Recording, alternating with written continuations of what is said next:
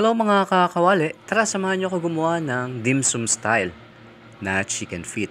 Ito ay paborito ng nakararami, pero ayaw din naman ng mga nakararami.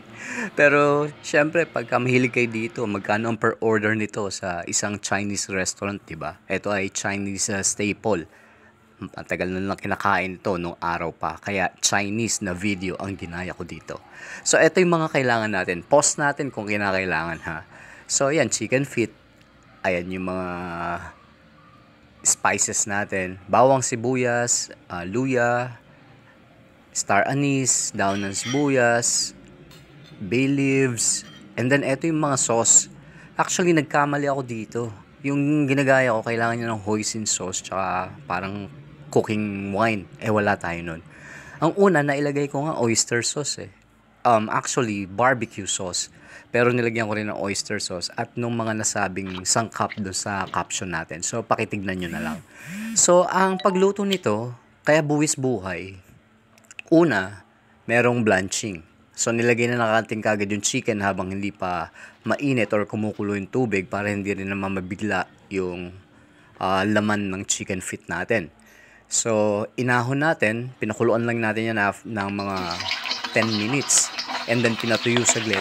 And eto na nga yung buwis buhay. Grabe to tumalsik. So, kailangan naka-ready na yung takip nyo pag sinalang nyo or pinirito nyo ito. So, pinapatay ko yan.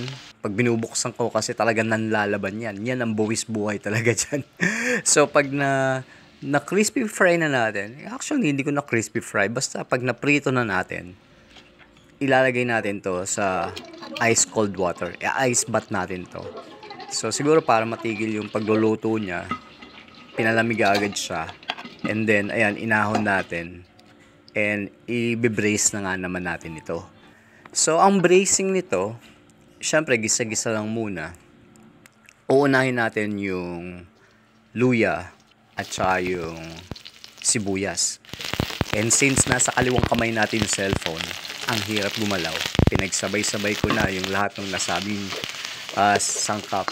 Dahon ng sibuyas, dahon ng laurel, star anise, basta lahat ng nandun sa ingredients natin. Ginisa-gisa lang natin. At that point guys, napakabango na yan. Yung aroma ng lahat ng spices na nilagay natin dyan. Grabe ang bango niyan. And then ito, i-brace na nga natin. Yung mixture natin, kayo na lang magtimpla ha. Basta nasa sa inyong panlasa parate. And at that point, tinikman ko yan guys. Napakasarap na niyan. Dinagdagan ko lang ng konting asin. Hindi ko na nilagyan ng paminta.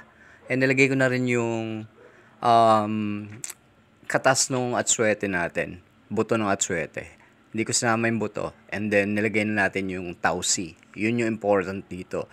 Yung ginaya ko nga, kailangan niya ng bean paste pa. And then wala tayo nun syempre. So ayan, i-brace lang natin to ng 30 to 45 minutes. Yung sa akin yata mga 32 minutes lang. Pinatay ko na agad. So, nakulangan ako ng very, very slight lang naman. Malambot na yan at that point. So, siguro isagad nyo hanggang 40 minutes to 45 minutes hanggang matuyo na yung sauce. Kasi yung sa akin na yun, meron pang sauce na natira dyan. Siguro kung in-extend ko for another 5 to 8 minutes, mas napakalambot nitong chicken feet na to. Pero ayan nga guys, paborito to ng nakakarami pero ayaw din naman ng iba. Pero pag kayo, paborito nyo to, nag-order kayo sa Chinese restaurant, magkano ang isang order nito? So gawin na lang natin guys, buwis buhay nga lang ng konti. Konting tiyaga, meron nga ng instant collagen na makakain. Napaka-rich in collagen nito guys. So thank you for watching, and if you like this video, please like and share and follow me for more. So enjoy your chicken feet journey mga kakawali. Goodbye!